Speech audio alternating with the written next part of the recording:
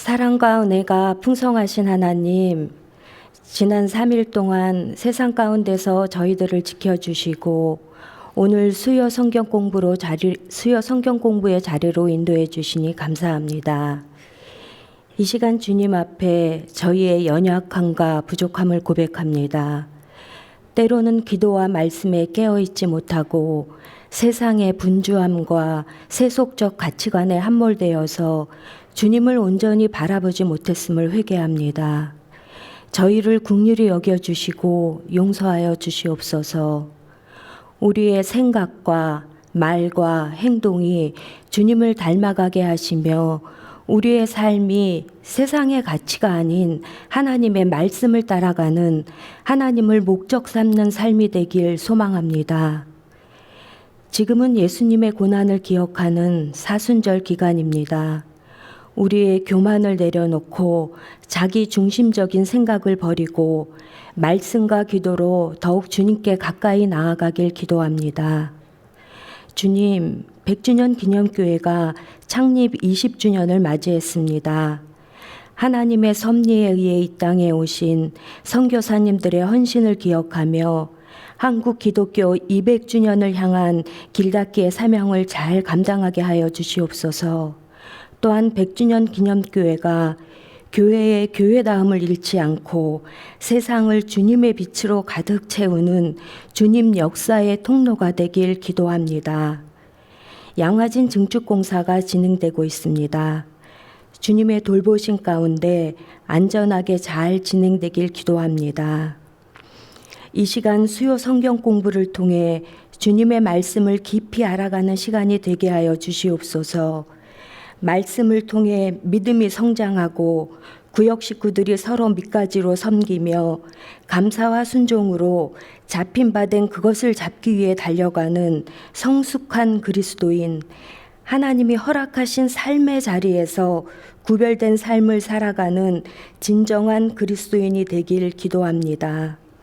하나님, 성경 공부를 인도하시는 정한조 목사님께 영육간의 강건함을 주시옵고 찬양으로 함께하는 여성 성가대와 이 시간을 위하여 섬기는 모든 봉사자들에게 주님의 은혜가 충만하길 기도합니다. 이 모든 말씀을 우리를 구원해 주신 예수 그리스도 이름으로 기도드립니다. 아멘. 오늘 우리에게 주시는 하나님의 말씀은 갈라디아서 2장 1절에서 10절입니다. 14년 후에 내가 바나바와 함께 디도를 데리고 다시 예루살렘에 올라갔나니 계시를 따라 올라가 내가 이방 가운데서 전파하는 복음을 그들에게 제시하되 유력한 자들에게 사사로이 한 것은 내가 다름질하는 것이나 다름질한 것이 헛되지 않게 하려 함이라. 그러나 나와 함께 있는 헬라인 디도까지도 억지로 할례를 받게 하지 아니하였으니 이는 가만히 들어온 거짓 형제들 때문이라. 그들이 가만히 들어온 것은 그리스도 예수 안에서 우리가 가진 자유를 엿보고 우리를 종으로 삼고자 함이로되 그들에게 우리가 한시도 복종하지 아니하였으니 이는 복음의 진리가 항상 너희 가운데 있게 하려 함이라. 유력하다는 이들 중에 본래 어떤 이들이든지 내게 상관이 없으며 하나님은 사람을 외모로 취하지 아니하시나니 저 유력한 이들은 내게 의무를 더하여 준 것이 없고 도리어 그들은 내가 무할례자에게 복음 전함을 맡은 것이 베드로가 할례자에게 맡음과 같은 것을 보았고 베드로에게 역사하사 그를 할례자의 사도로 삼으신 이가 또한 내게 역사하사 나를 이방인의 사도로 삼으셨느니라. 또 기둥같이 여기는 야고보와 게바와 요한도 내게 주신 은혜를 알므로 나와 바나바에게 친교의 악수를 하였으니 우리는 이방인에게로 그들은 할례자에게로 가게 하려 함이라. 다만 우리에게 가난한 자들을 기억하도록 부탁하였으니 이것은 나도 본래부터 힘써 행하여 왔노라. 아멘.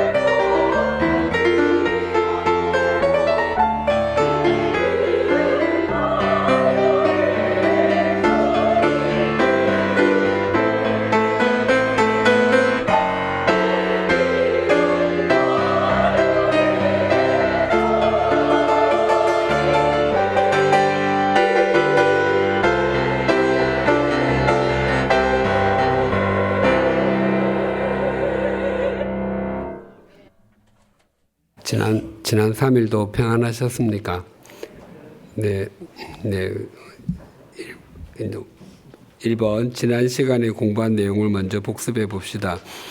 지난 시간에 갈라디아서 1장 11절에서 24절의 말씀에서 바울이 사도가 된 내력에 대해서 나누었습니다. 유대교 시절에 그는 교회를 심히 박해했고 전통의 열심이었습니다. 그런데 예수 그리스도의 계시로 말미암아 사도가 되었다고 합니다.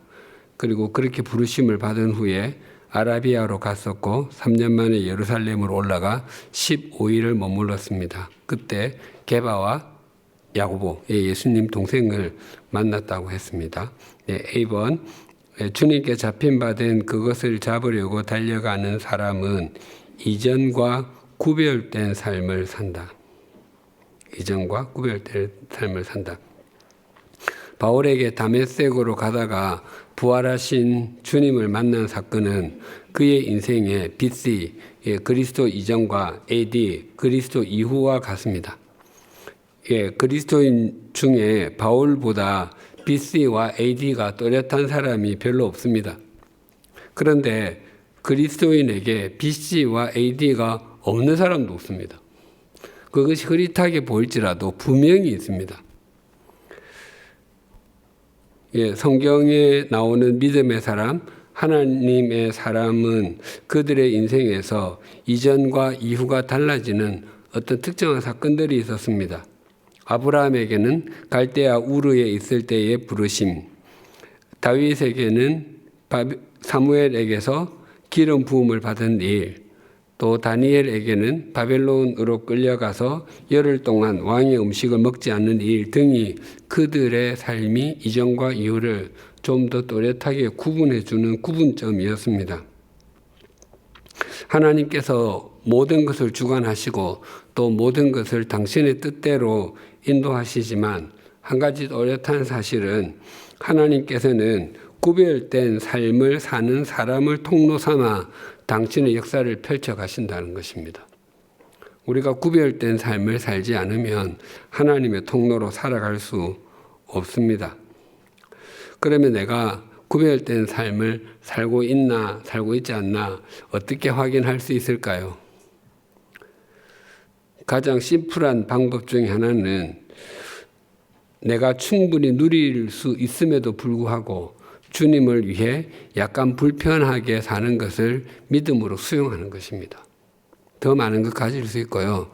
더 많은 것 누릴 수 있는데 내가 주님을 위해 또 주님의 사람들을 위해 그것을 내려놓는 것입니다.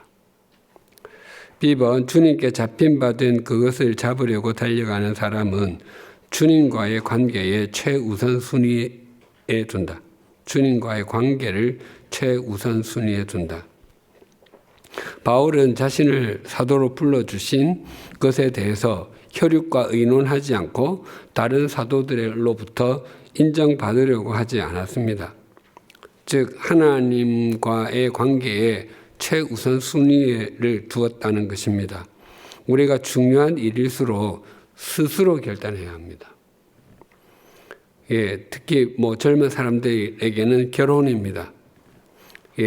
자기가 결단해야 될 일을 다른 사람이 해라고 밀어서도 안 되고 또 거기에 좌지우지 되어서도 안 됩니다.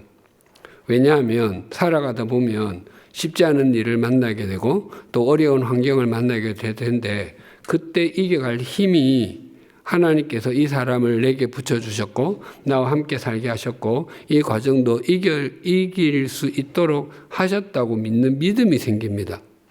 그렇지 않으면 온갖 사람을 핑계대고 또 상대방 원망하고 그렇게 될 가능성이 큽니다. 또 요즘은 별로 묻는 사람이 없지만 과거에 가끔 자기가 신학을 해도 되느냐고 묻는 사람들이 있었습니다. 제 대답은 항상 똑같았습니다. 그 중요한 일을 왜 나한테 물어보냐고. 당신이 직접 물어보고 확인하면 되지. 그건 정말로 자기가 확인해야 합니다. 자기가 소명을 받으면 다른 사람이 떠말려도 가야 되고요. 자기가 받지 않으면 다른 사람이 떠밀어도 가면 안 됩니다. 왜냐하면 목회라고 하는 것이 자기 능력으로 할 수 있는 일이 아니거든요. 그런 힘든 일을 만날 때 동일하게 하나님께서 내가 이런 일을 겪을 것을 아시고도 나를 부르셨다는 그 또렷한 믿음이 있어야지 뚫고 직면하고 나갈 것 아닙니까? 예, 그렇지 않으면 그때 정한주 목사가 잘못 알려줘가지고 내가 이 길로 오면 안 되는데 이기지 못합니다. 직면하지 못합니다. 예, 주님과 바른 관계에 있어야 바르게 결단할 수 있습니다. 바울에게는 아라비아였을 것이고, 야곱에게는 야복강 강가, 모세에게는 미디안 광야, 엘리야 선지자에게는 호렙산 동굴, 또 세례자 요한에게는 빈들과 같이 그들의 인생에서 하나님을 또렷하게 직면하는 어떤 특정한 순간이 있습니다. 우리도 정말 하나님만 바라볼 수밖에 없는 그런 상황을 직면하게 되면, 그럴 땐 비록 대부분 힘들 때예요. 그럴 때는 하나님 원망하지 말고요, 더욱더 하나님께 집중해야 합니다. 그래야 그 다음 상황에서 넉넉히 이겨갈 수 있습니다. 그때 하나님 외면하고 등 돌리고 신앙생활 하지 않으면요, 제대로 신앙생활 할 수 없습니다. 그래서 주님과 바른 관계에 있기 위해서는 우리의 기도의 호흡이 더 많아져야 되고, 더 길어져야 하고, 더 깊어져야 합니다. 10번, 주님께 잡힌 바 된 그것을 잡으려고 달려가는 사람은 하나님의 다양한 역사를 인정한다. 하나님의 다양한 역사를 인정한다. 예수님께서는 당신의 공생애를 시작하시면서 12제자를 밤이 맞도록 소위 철야기도 하시고 선택하시고 그들과 동고동락하셨습니다. 그리고 그렇게 훈련을 시키셨습니다. 그 부활하신 후에 또 그 전에도 땅끝까지 이르러 내 증인이 되라고 하셨습니다. 세상 끝날까지 함께 하겠다고 했습니다. 그런데 그 땅끝까지 간 역할을 한 사람은 12제자 중에가 아니라 사도 바울이 그 역할을 했습니다. 그러니까 그 제자들은 다 히브리파 유대인들이고 바울이 헬라파 유대인이거든요. 그러니까 그 외국 땅에서 사는 사람들에 대해서, 또 외국 땅에 있는 유대인들에 대해서 바울만큼 더 잘하는 사람들이 제자들에게는 없었던 것이죠. 그래서 우리가 어떤 상황에 있든지, 또 어떤 환경에 있든지, 또 이 땅에 살든지 외국에 살든지 우리가 그 상황에서 순종해 가다 보면 있죠, 그것이 나중에 하나님 역사의 통로가 됩니다. 우리가 인생을 살아오면서 겪은 일들이 의미 없는 일이 없습니다. 나중 보면 그것이 과거에 그때 그 일이 이렇게 연결이 되고 이때를 위해서 그때 그 일들이 있었구나를 깨닫게 됩니다.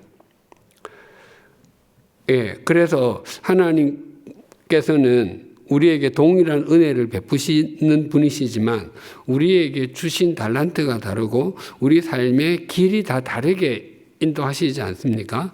그러니까 우리 각자가 훈련받은 그 길, 또 그 과정들이 있습니다. 그것을 잘 수용하면 그와 비슷한 상황에 있는 사람들을 만날 때 우리는 주님의 통로가 될 수 있습니다. 또 자신이 그렇게 충분히 쓰임을 받는다는 것을 수용하는 사람이 또 다른 사람도 그렇게 쓰임을 받는다는 것을 받아들일 수 있고, 그래서 전체가 합쳐져서 하나님 역사가 이루어지게 되는 것입니다. 2번 빌립보스 3장 12절과 고린도전서 15장 10절을 암송해 봅시다. 먼저 빌립보스 우리 암송해 볼까요? 내가 이미 얻었다 함도 아니요 온전히 이루었다 함도 아니라 오직 내가 그리스도 예수께 잡힌 바 된 그것을 잡으려고 달려가노라. 아멘. 고린도전서 15장 10절 그러나 내가 나 된 것은 하나님의 은혜로 된 것이니 내게 주신 그의 은혜가 헛되지 아니하여 내가 모든 사도보다 더 많이 수고하였으나 내가 한 것이 아니요 오직 나와 함께 하신 하나님의 은혜로라. 아멘. 큰 3번 1절에서 5절을 제가 소제목을 상식과 포월이라고 했습니다. 상식은 우리가 아는 바와 같이 사람들이 보통 알고 있거나 또 알아야 할 지식 그런 것들이고요. 이렇게 제가 처음에 상식이라고 쓴 것은 하나님의 인도하심은 거의 우리의 상식 안에서 일어납니다. 예, 우리의 이성 안에서 하나님의 인도하심, 역사하심의 대부분은 제 생각에 한 90% 이상은 그냥 굉장히 상식적이고 굉장히 일반적인 것이 하나님의 뜻일 가능성이 많습니다. 예, 우리 별난 거 없으시죠? 네. 그런데 아주 가끔은 특히 결정적일 때 그 상식을 넘어설 때 인도하실 때가 있습니다. 초월이라는 말이 있죠. 어떤 표준이나 한계를 넘는 거, 또 경험이나 인식의 범위를 벗어나 나는 거, 이런 것들을 초월이라고 하는데 제가 초월이라고 쓰지 않고 포월이라고 썼습니다. 사전에는 아직도 찾아보니까 이 단어는 없더라고요. 이 단어는 제가 한 30년 전쯤에 본 책 제목에서 이 단어가 있었거든요. 그러니까 초월은 그냥 현실을 외면하고 뛰어넘는다면 이 포월은 포함해서 뛰어넘는 거예요. 현실 충분히 알겠어요. 충분히 받아들일 수 있어요. 그럼에도 불구하고 내가 뛰어넘어야 할 때가 있다는 겁니다. 예, 하나님 인도하시면 그렇습니다. 예, 그래서 이 포월은 안고 넘어가기, 예, 현실, 상황, 환경, 사정 등을 안고 넘어가는 것을 포월이라고 할 수 있습니다. 예, 그렇게 순종해야 될 때가 있습니다. 특히 대부분의 목회자들이 그럴 거예요. 목회자로 부르심을 받은 상황이 거의 포월적인 상황에서의 순종입니다. 예. 자기가 해야 될 일이 분명히 있는데 하늘의 부르심이 너무 또렷한 거예요. 예. 저는 외국에 사는 거 별로 좋아하지 않았거든요. 예, 살게 달라고 기도 본 적도 없고요. 꿈꿔본 적도 없습니다.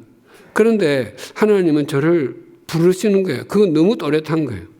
제 성격이나 제 체질은 안 가는 게 맞는 것 같아요. 그런데 가야 될 것 같아요. 예, 그런 것들을 포월이라고 할 수 있습니다. 예, 그런 인도하심이 있었기 때문에 제가 오늘 이 자리에 있는 것 같아요. 네, 아무튼 바울도 그랬다는 겁니다. A번, 바울이 바나바와 함께 디도를 데리고 예루살렘으로 올라간 것은 언제였습니까? 1절 읽어볼까요? 14년 후에 내가 바나바와 함께 디도를 데리고 다시 예루살렘에 올라갔더니 14년 후라고 합니다. 제가 있는 써놓은 것처럼 사도행전에 보면 바울이 예루살렘을 올라간 것이 5번 나옵니다. 처음에 개종 후에 예루살렘에 올라갔고요. 그래 올라가서 이제 자기가 이제 회심했으니까 제자들 만나고 싶지 않았겠어요. 그래 만나려고 했더니까 두려워했고요. 제자된 것을 믿지를 않았다고 되어 있습니다. 두 번째가 11장 마지막에 나오는 기근 방문인데 바나바와 함께 부조를 가지고 예루살렘 지역에 기근이 일어나서 예루살렘 교회의 사람들이 힘들어하니까 부조를 갖다 주기 위해서 올라간 사건이 있고요. 그 다음에 세 번째 방문이 15장에 나오는데 처음 이제 예수님 승천하시고 나서 여러 지역에 교회가 생겼는데 그 교회들마다 이제 구원을 어떻게 얻느냐에 따라서 유대인 교회와 이방인 교회 사이에 갈등들이 있었거든요. 그것을 정리를 해야 될 필요성이 있었습니다. 그래서 사도행전 15장을 예루살렘 공의회장이라고 얘기를 하거든요. 예, 그때 올라갔고요. 그 다음에 2차 전도 여행을 마치고 안디옥으로 가야 되는데 잠시 예루살렘을 들러서 갔다는 내용이 나옵니다. 예, 그것이 18장에 나오고 이게 급한 방문이고요. 그 다음에 이제 마지막이 3차 전도여행 마치고 예루살렘으로 올라간 장면이 나옵니다. 예, 그때도 헌금을 들고 갔죠. 그때 나손이라는 사람을 데리고 갔습니다. 그래서 이 14년 후에 예루살렘에 올라갔다고 하는데 이 14년 후 14년의 기점은 여러 가지 회심 후 등등의 이야기가 있는데 아마 처음 예루살렘을 방문 후에 14년일 거다라고 보고 있습니다. 그리고 이제 이때는 바울이 여러 곳에서 복음을 전한 상태였기 때문에 이방인을 위한 사도로서 어느 정도 자리매김이 되었을 때로 보고 있습니다. 그래서 이 방문이 그러면 이 두 번째 기근 방문이냐, 세 번째 공의의 방문이냐로 학자들이 일치를 못 보는 것 같아요. 2차 방문이다, 3차 방문이다 그렇게 나눌 수 있는데 일단 그 2차 방문의 염두를 두고 3차 방문을 받아들이는 게 좋을 것 같아요. 그러니까 어느 쪽으로 해도 우리가 좀 이따 보겠지만 이게 2차와 관련된 거다라는 느낌도 있고 3차와 관련된 느낌도 있는데 그 2절에 보면 사사로이라는 말과 또 그 끝에 이제 가난한 사람들을 기억해달라. 이게 부조를 가지고 왔기 때문에 이런 얘기를 했을 거다라고 보는 게 2차 쪽의 입장이고요. 근데 이제 또 할례 문제에 대해서 얘기를 하거든요. 이거는 3차 때 올라갔을 때 예루살렘 공의회의 장면이다라고 보기도 합니다. 그렇지만 어느 쪽을 보든지 구원받는 데 지장 없고 또 그냥 다 받아들여도 괜찮은 것 같습니다. 중요한 것은 이제 14년 만에 올라갔다고 하는데 그동안 올라오지 않았고 그동안은 이 예루살렘과 나는 굉장히 먼 곳에 떨어져 있었다를 강조하는 것 같아요. B번 바울이 예루살렘으로 다시 올라갈 때 누구와 동행했습니까? 1절 다시 한번 읽어볼까요? 14년 후에 내가 바나바와 함께 디도를 데리고 다시 예루살렘에 올라갔나니 바나바와 디도와 함께 갔다고 합니다. 좀 더 정확하게는 내가 바나바와 디도와 함께 갔다고 하지 않고 내가 바나바와 함께 디도를 데리고 갔답니다. 그렇죠? 그러니까 바나바는 동행이고 디도는 데리고 간 것처럼 보입니다. 우리가 아는 바와 같이 바나바는 그 구브로 사이프러스 섬 출신이고요. 그 바나바의 뜻이 바르가 아들이고요. 아바가 그 위로거든요. 그래서 위로의 아들이라는 뜻입니다. 예루살렘 교회에 있을 때 밭을 팔아서 하나님께 드렸고요. 안디옥 교회에서는 바울을 데리고 온 후에 1차 전도 여행을 함께 떠났던 사람입니다. 디도는 헬라인이고 할례를 받지 않은 이방인인데 그 디도서 1장에 보면 바울이 디도를 나의 참 아들이라고 부르고 있었고요. 또 고린도 교회의 사역자였고 그레데에서도 사역한 것으로 성경에 나오고 있습니다. 그러면 디도를 데리고 예루살렘으로 간 것은 아마 유대인과 이방인 가릴 것 없이 구원은 율법 준수나 할례가 아니라 믿음으로 얻는다는 것을 변화하기 위해서 그 샘플로 아마 데려가지 않았나 생각이 됩니다. 그렇게 본다면 이것은 예루살렘 총회에 올라오지 않았을까 생각이 들기는 합니다. C번 바울이 이방 사람들에게 복음을 전하는 것을 설명하기 위해서 예루살렘에 올라간 것은 무엇을 따른 것이었습니까? 2절 같이 읽어볼까요? 계시를 따라 올라가 내가 이방 가운데서 전파하는 복음을 그들에게 제시하되 유력한 자들에게 사사로이 한 것은 내가 다름질하는 것이나 다름질한 것이 헛되지 않게 하려 함이라. 계시를 따라서 올라갔다고 합니다. 계시를 따라서 올라갔다고 하는 것은 자신이 원했거나 원하지 않거나를 넘어서 하나님께서 가도록 했다는 것입니다. 자기 계획이 아니었다는 것입니다. 그 유명한 장면이 또 있죠. 우리 사도행전 16장 10절 볼까요?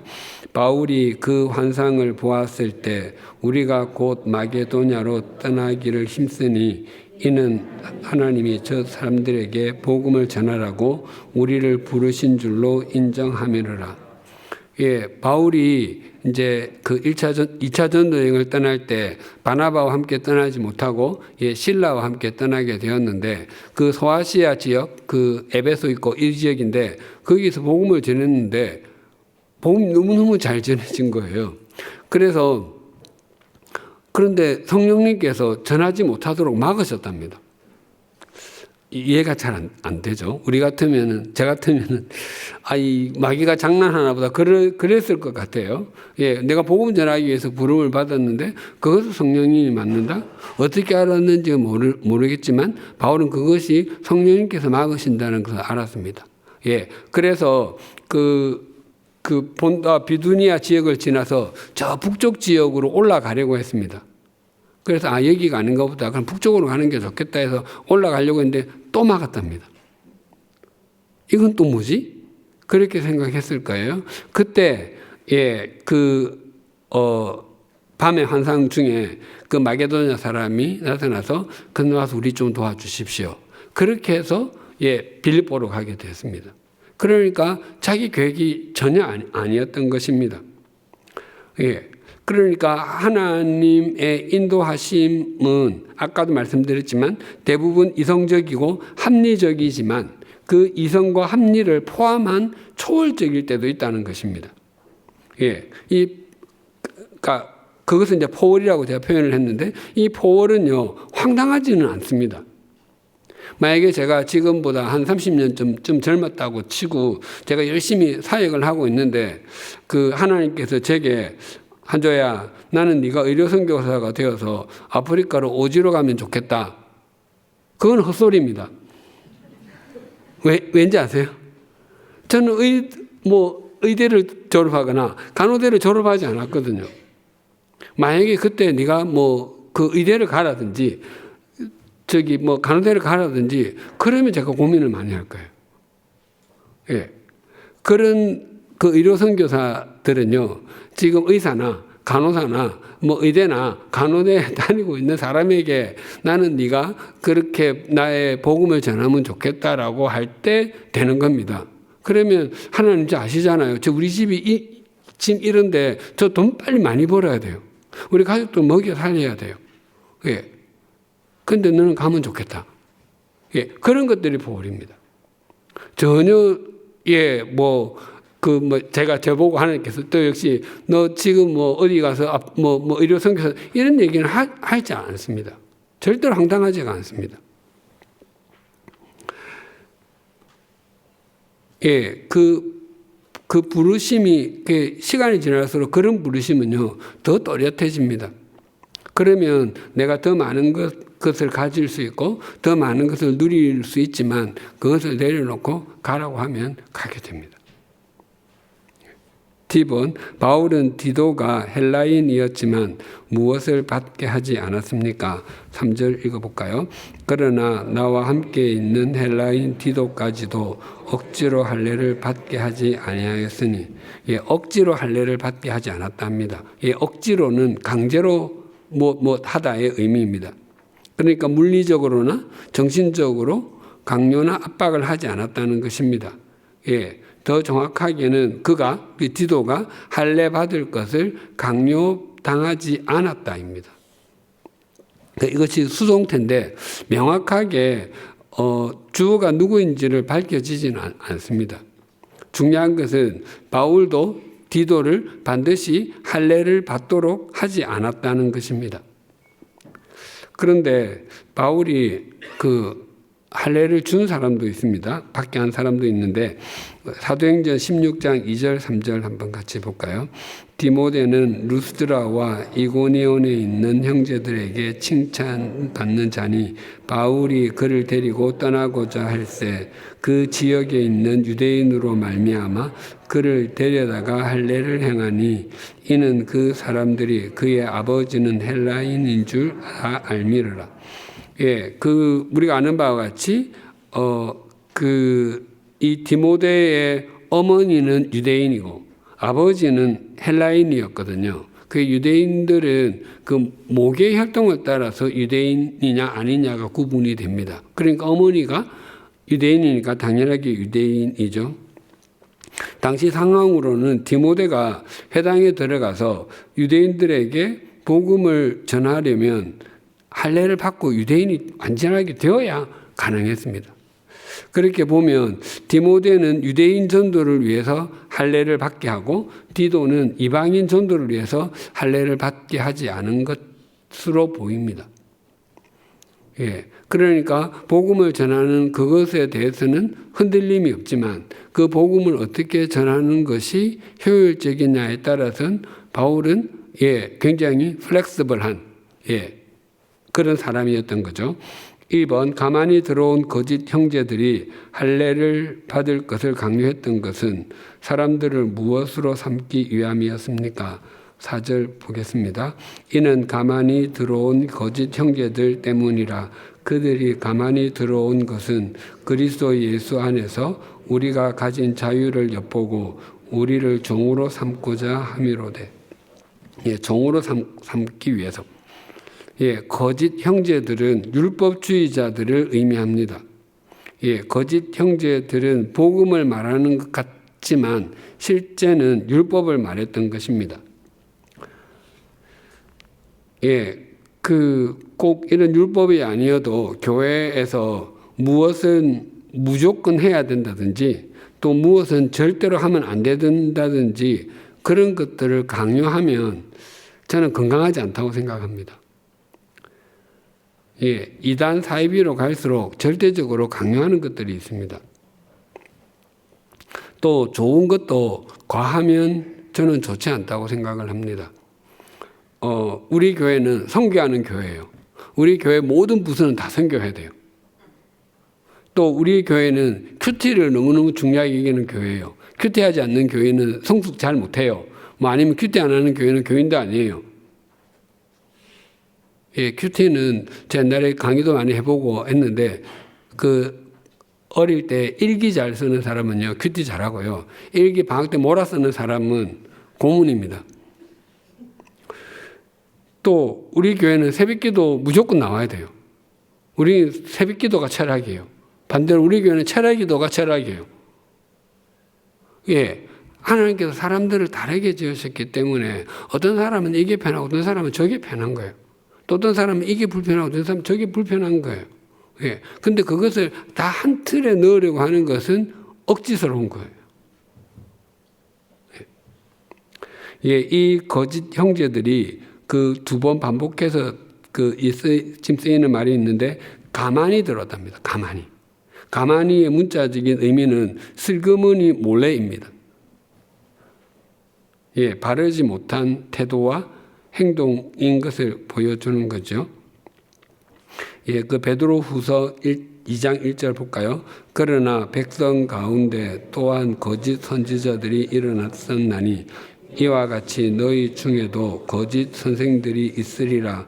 그들은 멸망에 하게 할 이단을 가만히 끌어들여 자기들을 사신 주 또는 상전을 부인하고 임박한 멸망을 스스로 취하는 자들이라. 여기도 가만히가 나오는데 가만히 이런 말은 스스로가 가짜인 것을 증명하는 것과 같습니다. 가짜가 아니면 가만히 들어올 이유가 몰래 들어올 이유가 없습니다. 예수님께서 들려주신 비유 가운데 가라지 비유이지 않습니까? 천국은 좋은 씨를 뿌렸는데 거기 가라지가 이제 원수들이 뿌리고 갔다고 하는데 제자들이 이거 왜 이렇게 됐습니까? 그러니까 사람들이 잘 때 원수들이 곡식 가운데 뿌리고 갔답니다. F번 바울 일행이 거짓 형제들에게 한시도 굴복하지 않았는데 그 이유가 무엇이었습니까? 5절 볼까요? 그들에게 우리가 한시도 복종하지 아니하였으니 이는 복음의 진리가 항상 너희 가운데 있게 하려 함이라.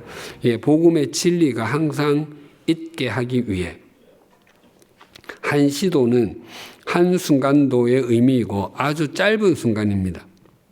바울은 복음의 진리를 지키기 위해서는 조금도 물러서지도 않았고 무릎을 꿇지도 않았습니다. 왜냐하면 그때 굴복하면 이방인들에게 복음의 진리가 남아있지 않게 되기 때문입니다. 바울이 전한 복음은 할례로부터 자유로운 복음, 율법으로부터 자유로운 복음이었습니다. 바울은 이것을 지키기 위해서 자신의 모든 것을 버렸습니다. 복음은 반드시 지켜져야 된다고 생각했던 거죠. 그래서 복음을 따라 살고 복음을 지키는 것은 우리의 생명을 살리는 것 같고 우리를 지키는 것과 같습니다. 예, 누누이 말씀드리지만 우리가 복음, 진리를 지키면 그 복음, 진리는 우리를 지킵니다. 예, 그래서 복음을 지키고 사는 것이 하나님을 위한 것이기도 하지만 나를 위한 최상의 삶입니다. 집은 이 시대에 복음이 복음되게 하기 위해서 지켜야 할 것은 무엇입니까? 우리가 다양하게 생각할 수가 있겠지만 저희가 먼저 생각이 드는 것은 세속적인 가치관으로 물들지 않는 겁니다. 또 하나 더 하면 그 구원받은 그리스도인으로 말씀에 순종해서 살아가는 것이 마땅한데 그것도 율법을 지키는 것이라고 정죄하는 가르침에서 벗어나야 합니다. 그러니까 내가 점점 도덕적인 존재가 되고 윤리적인 사람이 되어서 구원자를 통하지 않고 구원에 이르겠다든지 아니면 나의 윤리적이고 도덕적인 삶이 내가 구원받는데 도움이 좀 될 거다라고 생각하는 것이 율법주의입니다. 아무것도 도움이 되지 않습니다. 그것이 우리의 구원에 영향을 미치지 않습니다. 그런데 내가 나를 구원해 주신 분으로 인해서 내가 이미 구원받은 하나님의 자녀가 되었기 때문에 말씀에 순종하여서 더욱더 도덕적으로 윤리적으로 사는 것은 마땅하고 바른 일입니다. 그것을 율법주의라고 말하는 것은 틀린 것입니다. 오늘날 대한민국 교회가 손가락질을 받는 것은 구원받은 그리스도인이 구원받은 백성답게 살지 않기 때문 아닙니까?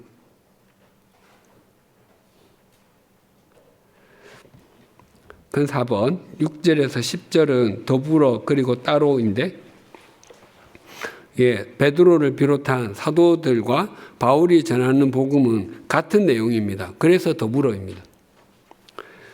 그러나 복음을 전하는 대상이 달랐기 때문에 따로라고 제목 붙여봤습니다.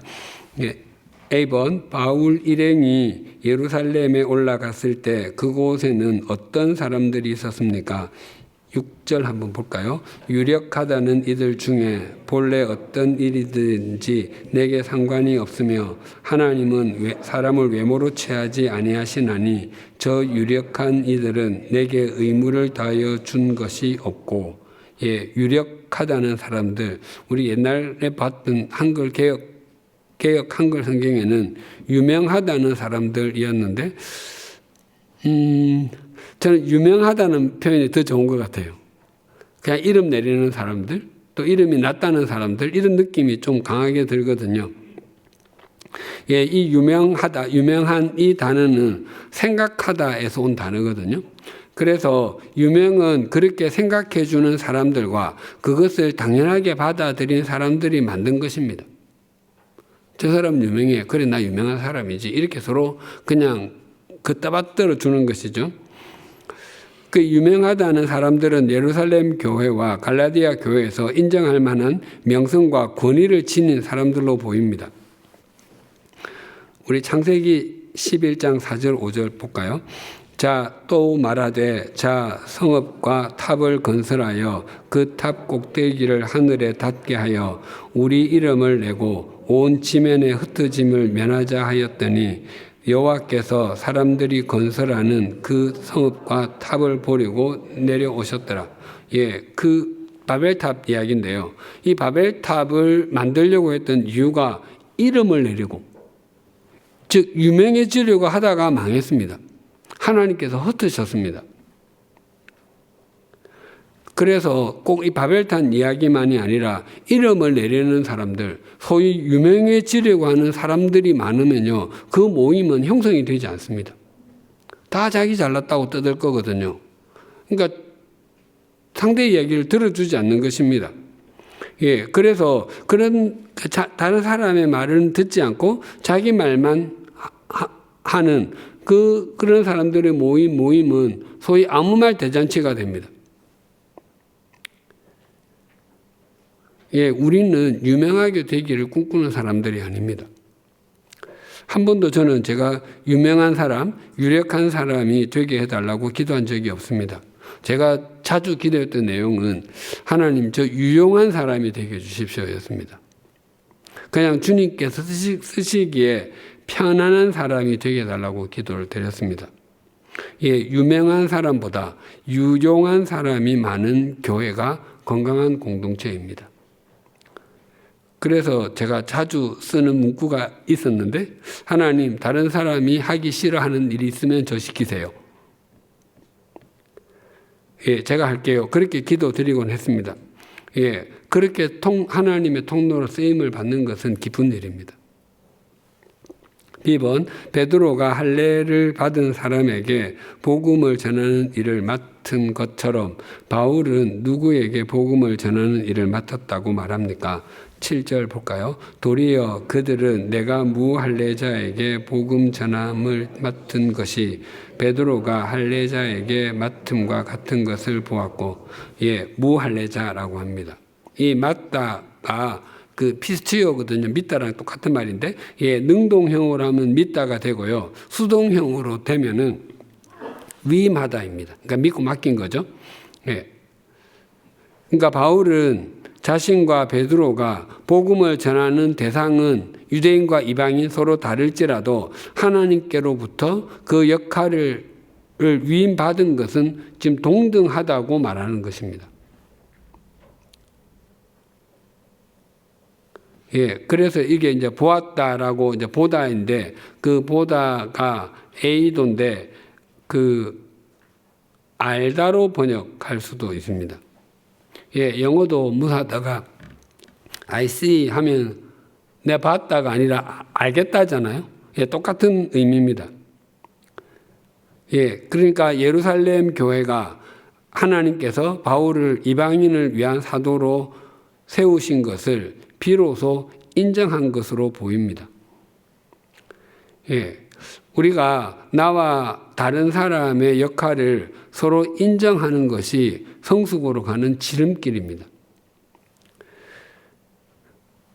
내가 다른 사람의 역할을 인정할 수 있기 위해서는요, 내가 맡은 역할에 최선을 다하고 잘해야 합니다. 내가 맡은 일에 그 어떤 소신, 또 어떤 잘함이 없으면 다른 사람을 잘 인정할 수가 없습니다. 그런 경우에는 시기하고 질투하게 됩니다.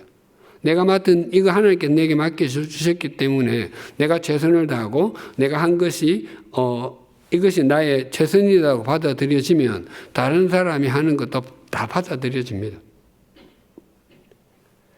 C번, 베드로를 할례 받은 사람에게 복음을 전하게 하시려고 사도로 삼으신 분은 바울을 할례 받지 못한 사람들에게 무엇으로 삼아 주셨습니까?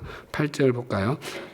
베드로에게 역사하사 그를 할례자의 사도로 삼으신 이가 또한 내게 역사하사 나를 이방인의 사도로 삼으셨느니라. 예, 이방인의 사도랍니다. 예, 이거 7절하고 똑같은 말 다시 쓴 거죠. 그래서 7절에서 사실 9절로 넘어가는 것이 좀 자연스럽게 보이는데 다시 한 번 더 강조하는 것 같습니다. 즉 바울이 그 이방인에게 복음 전하는 사람이 된 것을 강조하는 것 같습니다. 우리가 잘 알다시피 사도라는 말의 뜻은 보냄을 받은 사람입니다. 자신이 부르심을 받은 것을 또렷하게 잘 자각할수록 소명인의 길을 바르게 걸어갑니다. 또한 여기에 역사하다는 힘을 주다의 뜻이거든요. 그러니까 하나님께서 베드로에게 사도로서 베푸신 은혜를 바울 자신에게도 동일하게 베푸셨음을 지금 말하는 것입니다. 예, 하나님은 나를 위해서도 충분히 역사하시는 분이시고요. 다른 사람을 위해서도 충분히 역사하시는 분이십니다. 그래서 같은 사역에 종사하는 사람은 동역자, 협업자이지 라이벌, 적수가 아닙니다. D번, 야고보와 게바, 요한은 예루살렘 교회에서 무엇으로 인정을 받았습니까? 9절 보겠습니다. 또 기둥같이 여기는 야고보와 게바와 요한도 내게 주신 은혜를 알므로 나와 바나바에게 친교의 악수를 하였으니 우리는 이방인에게로 그들은 할례자에게로 가려 함이라. 예, 기둥같이 여김을 받고 있답니다. 예, 앞에 나온 유력한 사람들 또는 유명한 사람들이 기둥과 비슷한 말이죠. 기둥은 어떤 인물의 중요성에 대해서 강조하는 말이죠. 예, 그 탈무드에 아브라함, 이삭, 야곱을 이스라엘의 세 기둥이라고 한답니다. 예, 그래서 이스라엘뿐만 아니라 온 세계가 그들 위에 세워졌다고 유대인들은 받아들이고 있습니다. 예, 이러한 개념을 사용해서 야고보와 게바 요한을 그 예루살렘 교회의 기둥으로 표현한 것이죠. 이때가 예수님께서 부활하시고 승천하신 후 한 10여 년 정도 지났을 때이거든요. 그런데 예루살렘 교회에는 유력한 유명한 사람도 생겼고요. 기둥같이 여김을 받는 사람도 생겼습니다. 지난번에도 말씀드렸듯이 그 야고보, 예수님의 동생 야고보는 예수님께서 공생에 보내실 때 믿지도 않았는데, 그 예수님께서 승천하시고 10여 년이 지나니까 교회 기둥이 되어 있습니다. 우리 교회가 올해 20주년인데 우리 교회는 영원토록 기둥 같은 사람은 없으면 좋겠습니다. 네, 진심입니다. 다 함께 이루어가야지. 그런 서로 기둥이라 많은 사람들이 많으면 뭐 판자 조각도 있어야 되고 작은 나무도 있어야지 교회가 다 지어질 텐데 다 기둥이면 다 그냥 나무만 서 있을 거 아니에요. 이번 예루살렘 교회가 바울 일행에게 기억해 주기를 바란 사람들은 누구였습니까? 10절 다만 우리에게 가난한 자들을 기억하도록 부탁하였으니 이것은 나도 본래부터 힘써 행하여 왔노라. 가난한 사람들 이야기를 하니까 아까 이 두 번째 올라온 때 아닌가라고 본다고 했습니다. 예루살렘 교회의 부탁은 이방인의 할례를 또 해줬으면 좋겠다 그런 게 아니라 예루살렘 교회 안에 가난한 사람들이었습니다. 바울은 사역 초기부터 예루살렘 교회를 위한 연보에 관심이 많았습니다. 그래서 로마서 15장, 고린도전서 16장 등에 보면은 그쪽에 힘들어하는 사람들이 연보를 해야 된다 이런 얘기들을 계속하고 있습니다. 중요한 것은 이 지금 할례를 받지 않은 이방 지역에 있는 교회가 보내준 연보를 예루살렘 교회가 받는다면 그것은 이방 지역의 성도들을 형제자매로 인정한다는 거죠. 만약에 그 길을 형제자매로 인정하지 않고 교회를 인정하지 않으면 우리는 굶어 죽어도 안 받아 그랬을 거예요. 근데 그것을 받는다고 하는 것은 우리 함께 주님 안에서 한 형제자매 되었다는 것이죠. 그래서 이 지금 예루살렘 교회가 모교회잖아요. 그런데 그 이방 교회들이 보내준 그것들이 이 교회에 도움이 되는 거예요. 때로는 내가 내민 작은 손이 상대에게는요 거인의 손이 될 수 있습니다. 우리가 기억하는 누군가의 따뜻한 손은요 굉장히 큰 게 아닐 수도 있습니다. 힘들어할 때 한번 손 내밀어 줬던 거, 또 같이 먹어줬던 밥 한 그릇, 이런 것들이 평생 잊지 못할 일이 되곤 하지 않습니까? 그렇게 되는 것은 하나님께서 역사하시기 때문입니다. F번 오늘날 교회가 더욱 교회다워지기 위해서 버려야 할 것은 무엇이고 지켜야 할 것은 무엇인지 나눠봅시다. 뭐 여러 가지 생각이 드실 텐데 버려야 할 것, 허례, 허식, 과장, 사람 중심 뭐 이런 것들입니다. 뭐 그 장로 권사 일반 교회에서 취임할 때 허례, 허식들 많죠. 또 목회자들은 뭐 자기 교회 교인이 몇 명인지 헌금이 얼마인지 이런 것들 얘기하는 것을 좋아하는데 많은 분들이 부풀려서 얘기합니다. 잘 모르겠어요. 왜 부풀리는지 전 잘 모르겠는데 교회가 지켜야 될 것은요, 교회의 교회다움, 목회자의 목회자다움, 교인의 교인다움입니다. 지난 주일에도 말씀드렸듯이 작년 7월에 그 나누어 드렸죠. 저는 찬송가석에 끼워놓고 다니고 또 보면대 독서대 앞에 항상 끼워 두었는데, 그 매일은 아니어도 한 번씩은 천천히 한 번씩 보시기를 바랍니다. 그래서 다른 건 아니어도 내가 교인의 교인다움은 한 번씩 봐야 내가 교인으로서 이렇게 하는 것이 맞는구나를 생각할 수 있게 되지 않겠습니까?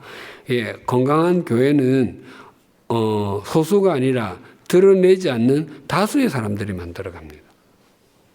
그런 사람이 많아야 좋은 교회가 됩니다. 5번, 오늘 배운 것을 적용하여 정리해 봅시다. A번, 주님께 잡힌 바 된 그것을 잡으려고 달려가는 사람은 합력과 조화를 이루어간다. 합력과 조화를 이루어간다. 바울은 예루살렘에 14년 만에 올라갈 때 혼자서 가지 않고요, 바나바와 디도를 데리고 갔습니다. 공동체가 점점 건강해지는 것과 하나님의 일이 이루어지는 것은 독불 장군에 의해서가 아니라 합력을 통해서입니다.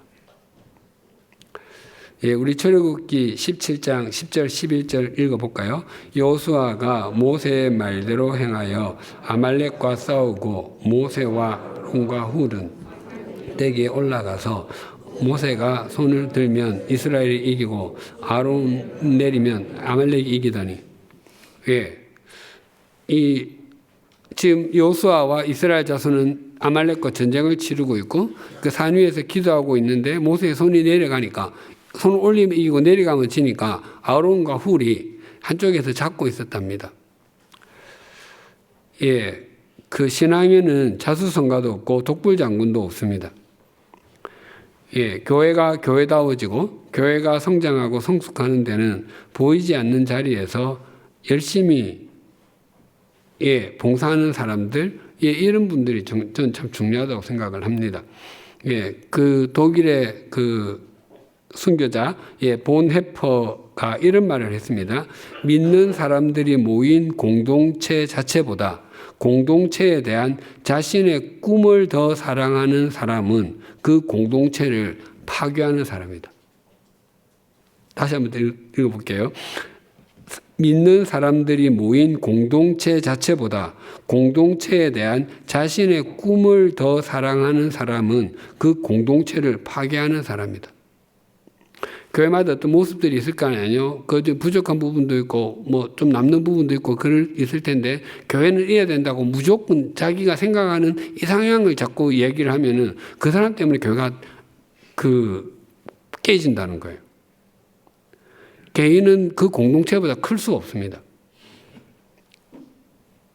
교회가 이래야 된다, 저래야 된다, 목소리를 높이면 그 사람이 파괴자가 될 수 있다는 겁니다. 하나님은 천천히, 그렇지만 아주 확실하게 역사하시는 분이십니다. B번, 주님께 잡힌 바 된 그것을 잡으려고 달려가는 사람은 하나님의 인도하심에 순종한다. 하나님의 인도하심에 순종한다. 앞에도 말씀드렸지만 바울이 예루살렘으로 올라간 것은 계시를 따른 것이었습니다. 뿐만 아니라 자신이 예수 그리스도의 사도로 부르심을 받을 때도 전혀 자신의 계획이 아니었습니다. 그 사도행전 20장 22절에서 24절 같이 읽어볼까요? 보라, 이제 나는 성령에 매여 예루살렘으로 가는데 거기서 무슨 일을 당할는지 알지 못하노라. 오직 성령이 각 성에서 내게 증언하여 결박과 환난이 나를 기다린다 하시나 내가 달려갈 길과 주 예수께 받은 사명 곧 하나님의 은혜의 복음을 증언하는 일을 마치려 하면은 나의 생명조차 조금도 귀한 것으로 여기지 아니하노라. 사람들이 다 말렸거든요. 근데 바울은 그 올라가는 것이 하나님 인도하심이라고 받아들이는 거예요. 바울의 인생에서 보면 중요한 세 길이 있었던 것 같아요. 하나는 그 다메섹으로 가는 길, 그 다음에 예루살렘으로 가는 길, 그리고 로마로 가는 길인데 그것들이 다 자신의 계획을 넘어 하나님의 인도하심이었습니다. 저도 가만히 생각해 보면 제가 그 사역을 시작하고 나서 우리 교회까지 지금 딱 3교회거든요. 예, 주님의 교회, 제레바닌 교회, 100주년 기념 교회인데 모두 제 계획이 아니었습니다. 예, 저는 늘 하나님의 인도하심에 순종하려고만 했습니다. 예, 그래서 지금의 저 자신의 모습은 확실하게 말할 수 있는데 하나님께서 만들어 오신 작품입니다. C번, 주님께 잡힌 바 된 그것을 잡으려고 달려가는 사람은 서로 다른 역할을 인정한다. 서로 다른 역할을 인정한다. 베드로 사도는 할례자를 위한 사역을 감당하고, 즉 유대인을 위한 사역을 하고, 바울은 무할례자, 이방인을 위한 사역을 감당하는 것으로 서로 역할을 나누었습니다. 예, 스스로를 기둥 같은 존재로 여겨서 특정한 역할은 자신이 아니면 안 된다고 생각하는 것은 아집이고 미성숙한 태도입니다. 그래서 교회에서 섬기면서 절대로 해서는 안 되는 생각 중에 하나가 나 아니면 안 된다는 생각입니다. 하나님 누구를 통해서 역사하실지 모르거든요. 또한 특정한 사람을 시기해서 섬김을 가로막으려는 태도도 바르지 못합니다. 다르게 이야기하면 저 사람은 절대로 안 된다. 그것도 금물입니다. 그래서 우리가 주님을 섬기면서 나 아니면 안 된다. 저 사람은 안 된다. 이것은 가지면 안 되는 생각입니다. 하나님은 누구를 통해 역사하실지 모르기 때문입니다. 예, 우리가 서로 합력과 조화를 이루고 하나님의 인도하심에 순종하며 서로 다른 역할을 인정해야 하는 것은 우리 모두 다 동일하게 하나님 나라의 시민이기 때문입니다. 그래서 그러한 것들을 인정하고 살아가는 것이 주님께 잡힌 바 된 그것을 잡으려고 달려가는 삶이다라고 할 수 있습니다. 다음 암송 구절은 빌립보서 3장 12절과 사도행전 20장 24절인데 그 사도행전 20장 24절 있죠. 우리 같이 한번 읽어볼까요? 내가 달려갈 길과 주 예수께 받은 사명 곧 하나님의 은혜의 복음을 증언하는 일을 마치려 하면은 나의 생명조차 조금도 귀한 것으로 여기지 아니하노라. 아멘. 하나님 아버지, 교회를 박해하고 그리스도인들을 잡아들이기 위해서 다메섹을 향하던 바울을 돌려 세워 주님의 사도가 되게 하신 하나님의 역사는 참으로 신비하고 오묘합니다. 그리고 주님과 깊은 교제를 나누기 위해서 그는 주님께만 집중했습니다. 그렇다고 하여 바울은 독불 장군처럼 모든 것을 자신만 할 수 있다고 생각하거나 아무도 나의 사역에 침범하지 못한다고 말하지 않았습니다.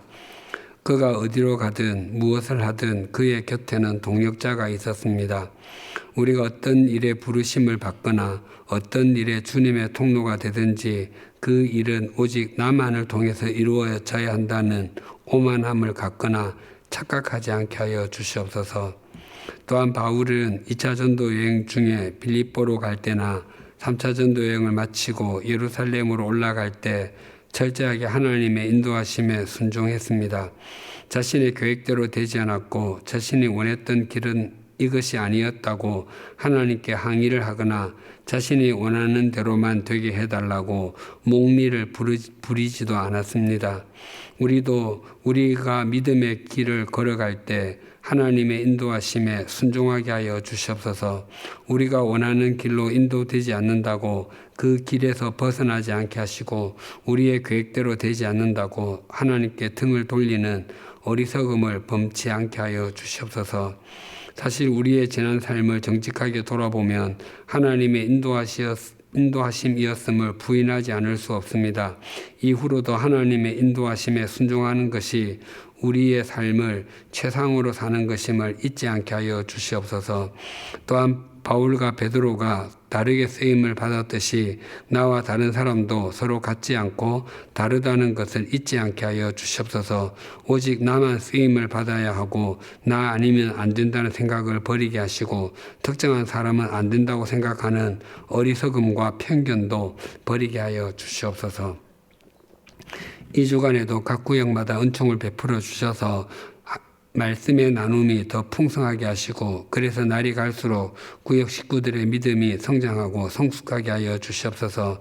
또한 구역 식구 각자가 잡힌 바 된 그것을 잡으려고 달려갈 뿐만 아니라 동일한 하나님 나라의 시민으로 사는 것이 서로에게 격려가 되고 용기가 되게 하여 주시옵소서. 예수님의 이름으로 기도드리며 우리 주 예수 그리스도의 은혜와 하나님 아버지의 사랑과 성령님의 교통하심이 합력과 조화를 이룰 뿐만 아니라 차이도 인정하며 하나님의 인도하심에 순종함으로 성숙한 삶에 이르기를 소망하고 결단하는 주님의 사람들과 100주년 기념교회 위에 또한 구역 모임과 구역장 군찰들 위에 지금으로부터 영원토록 함께 해주시기를 간절히 축원하옵나이다. 아멘.